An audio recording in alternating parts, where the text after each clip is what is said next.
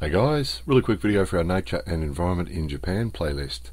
We've talked about paradoxes and contrasts and contradictions in Japan before, and we think this is another example, a little bit more of a simple example, but nevertheless a good example perhaps. Beautiful scene here out in the countryside. A couple of deer there wandering around freely.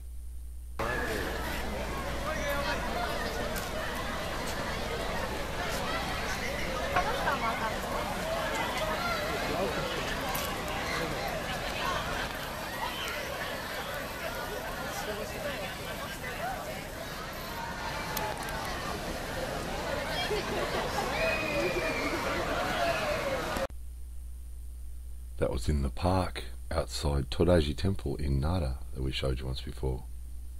More videos coming soon.